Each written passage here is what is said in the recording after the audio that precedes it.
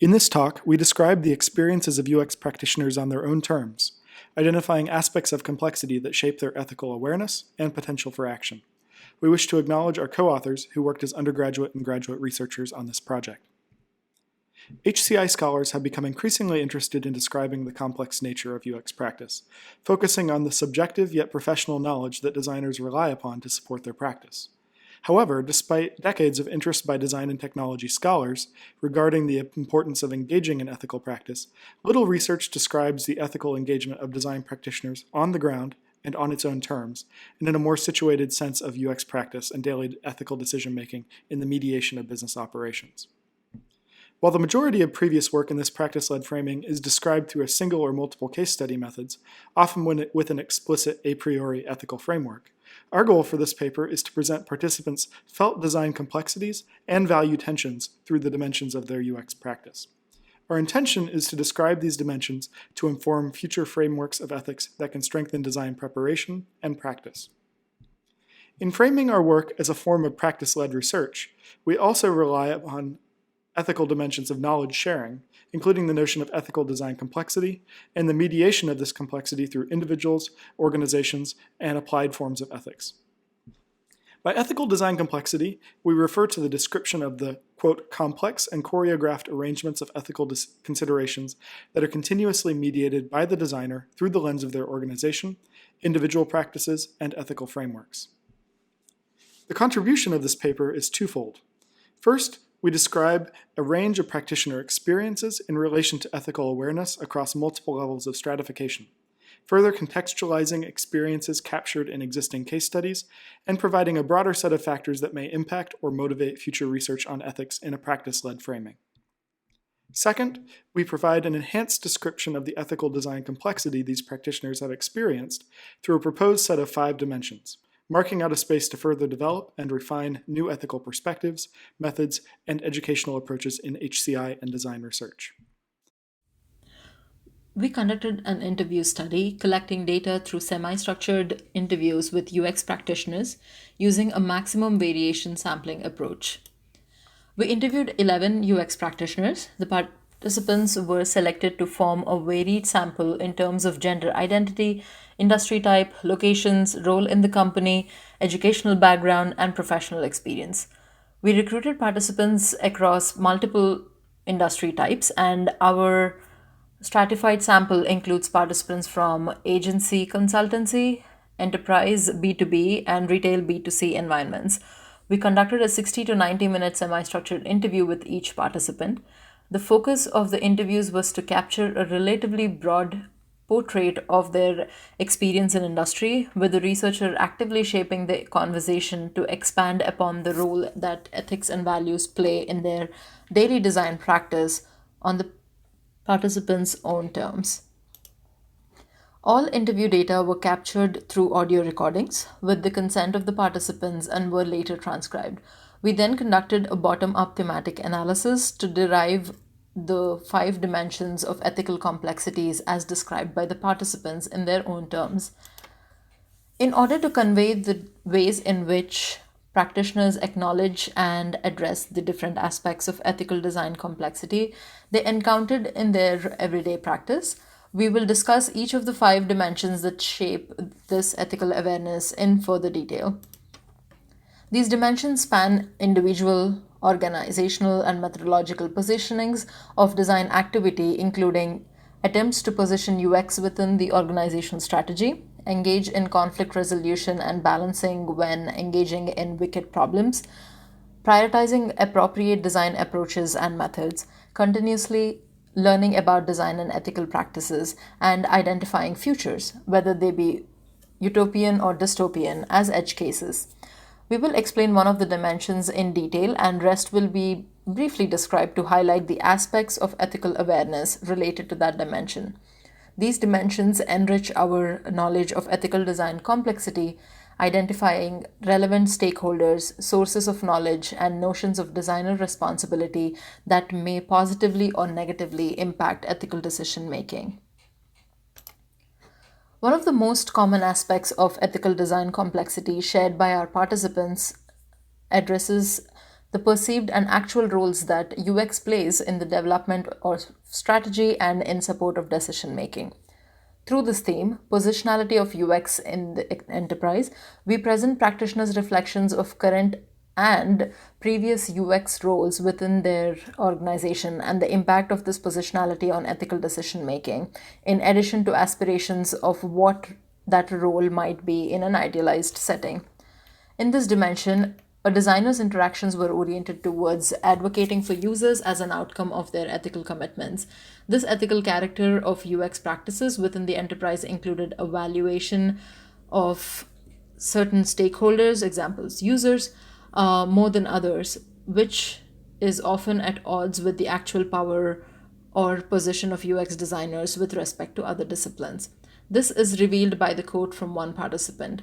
The unfortunate reality is that, in terms of for decision making hierarchy, design is still at the end, if not at the bottom of the ladder.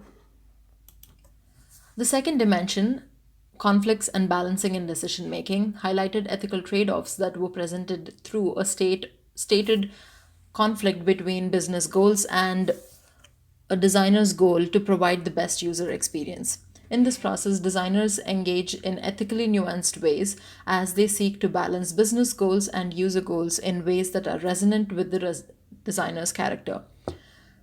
Ethical argumentation was important for a designer to identify ways to support the end user as well as maintain a positive relationship with other stakeholders.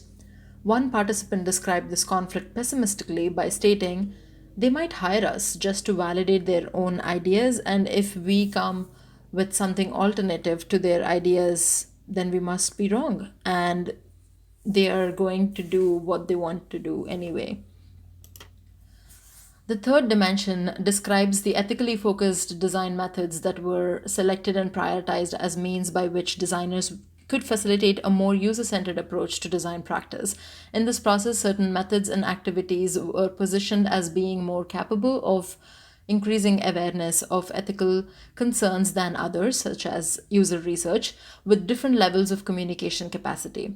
One participant described user research in particular as a channel to help us make a decision, allowing practitioners to overlook their designers' assumptions and instead trust in the value of the data at hand, potentially developing new perspectives toward end users or context of use. The fourth dimension describes the role of self and stakeholder education, where lifelong learning was positioned as a means by which designers could blind to build and sustain their ethical character over time. Designers felt that educating oneself and stakeholders about ethical complexities and potential repercussions of the design outcomes should be a continuous process and one that was a shared responsibility. One participant highlighted the role of more education for business owners and people in other parts of the businesses to be a responsible business owner, showing that there was value beyond only making money in the short term. The fifth dimension, futuring, describes how designers engage in an identification of ethical responsibility by looking forward to the potential impacts that the designed outcomes might have on society.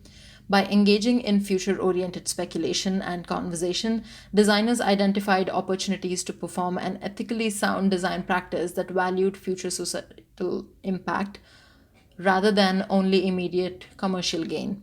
According to one participant, assessing the future role of emerging technologies such as artificial intelligence requires the designer to judge if you should trust the decisions of an automated process or an AI or something, pointing towards the role of speculation. Finally, we would like to discuss how the 5 dimensions enrich our conception of designer responsibility, including opportunities for engagement in ethical awareness in everyday practice. These findings facilitate further conversation of the role of designer responsibility in acting ethically, and how this role might be more fully supported through enhanced design methods and educational practices. We frame designer responsibility as a synthetic concept that builds upon the derived 5 dimensions. In building towards this synthesis, we position designer responsibility as encompassing the individual beliefs held in regards to their own role as a design practitioner, and the degree and nature of their responsibility towards potential outcomes in practice. When discussing their own responsibilities as designers, both in the situated sense of their organization and in a philosophical view of the role in general, practitioners alluded to phenomena relating to the 5 dimensions identified in this paper. In this way, the notion of design responsibility served as a connective theme that provided an ethical foundation and inward-focused directionality in relation to the dimensions. Second, we identified how these dimensions might be meaningfully distributed in organizations through flows of ethical competence. Building upon the work of Gray, Toombs, and Gross that had previously described the ways in which competence flows between organizations and individuals, we are able to describe the ethical character of this flow. In particular, we have noted the degree to which individuals' espoused values were forcibly compromised in practice to more closely align to the values of the organization or shareholder, or were influenced by each individual's role within an organization and the nature of the organization itself. Third, we identified how the fluid nature of ethical awareness points towards the need to develop one's own ethically centered design character, with implications for HCI research, practice, and education. Through the cases we have presented, it is clear that the nexus of ethical complexity originates and is continually shaped by the ethical character of the design practitioner. This ethical character mediates a complex array of information and structures, including lived experience, professional knowledge, user research findings, organizational realities, and technological limitations. Our findings regarding the integral role of ethical dimensions in design decision-making suggest multiple areas for future work, as well as implications for ethically focused methods and HCI education. First, while existing value-centered methods supported by individuals from industry and research aid in ethical awareness in design practice, our work provides implications for further work to be carried out in developing new grassroots methods that allow for more organic interactions with practitioners' ethical design complexity. These methods may build upon existing approaches, contextualized through the design character of individual practitioners and the organizational realities and flows that might inhibit or encourage ethical awareness and action. Second, the range of responses evident in this interview study reveal a range of organizational and design complexity that warrant further, more detailed study. Additional case studies of ethical engagement, alongside larger empirical studies of practitioners in a range of organizational contexts, may aid HCI researchers in identifying other characteristic barriers and opportunities in relation to ethical engagement. Thank you, and thanks to the National Science Foundation for the support of this project.